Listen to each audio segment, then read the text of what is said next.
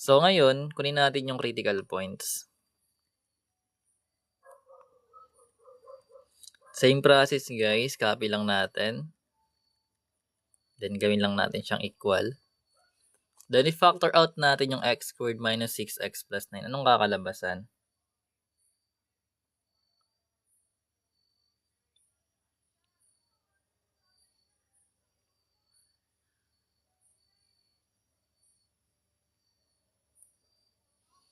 So, magkakaroon tayo ng, factorable kasi ito guys. So, magkakaroon tayo ng x minus 3 times x minus 3, diba?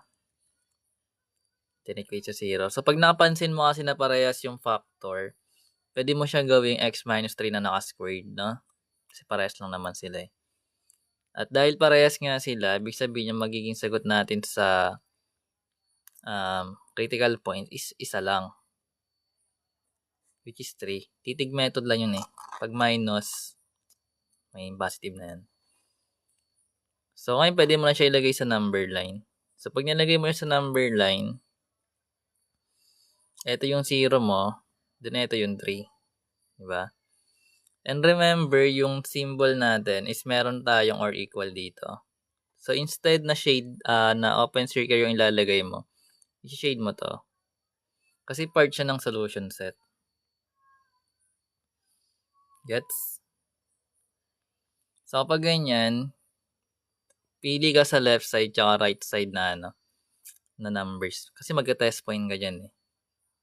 So, pili ka ng numbers sa left ni 3 tsaka sa right ni 3. So, pwede mong gamitin is 0.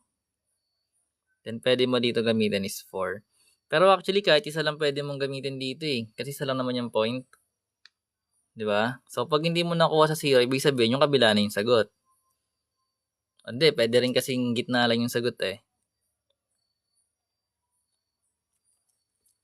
Anyways, mas maganda test point. So, test point natin. Mali mo, mali siya dito sa 0. Mali din siya sa 4. Eh di yung sagot mo, 3 lang mismo. Diba? Pwede kasing ganun yun eh. Kaya mas maganda test point. Anyways, mali natin. So, let's say x natin is 0. So, titig method kahit dito tayo gumalaw nun, di ba? So, magkakaroon tayo ng 0 squared minus, lagay na natin, baka hindi maintindihan. Ito yung given guys, no? So, bali lahat ng variable x, nilagyan lang natin siya ng 0. So, magkakaroon tayo ng 9, then, less than or equal to 0, which is magiging false. Then, proceed tayo sa 4. So, if x is equals to 4, so, magkakaroon tayo ng 4 squared minus 6 times 4 plus 9.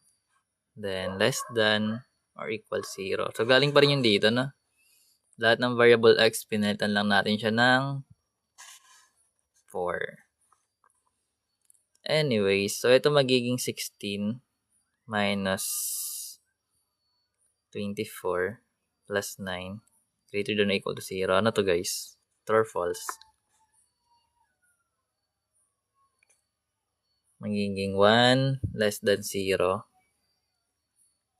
or equal to 0. So, ito false din. Ito yung sinasabi natin. Kaya maganda tinetest point. So, dahil mali yung parehas na sa both left and right mo, ibig sabihin, yung point lang mismo yung sagot, which is 3 lang. So, kapag ganyan, isa lang yung sagot.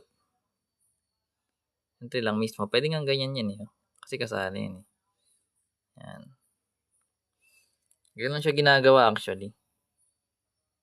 Isa lang yung sagot. Gets? Yes, gets yun. Basic. Ano pa? Papasok na ang isa dyan, oh. Pasok ka na, ya? Wala na. Pero madali lang to eh. May space pa sayang. Ano pang gagawin dali? Dali mga pinaggagawa nyo sa school para updated tayo sa mga ginagawa nyo. Wala na. Kwento na lang. Saan si Shadow?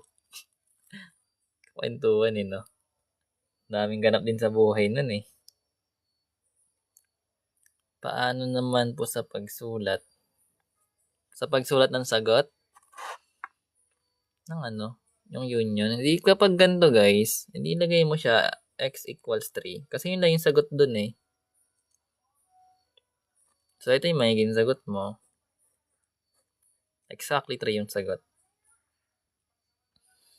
Yung sa union, kapag ginagamit yung union, kapag yung solution mo is nasa left and right. Ganyan. May union yan, may union. Then kapag naman nasa middle, bali yung 2 points lang.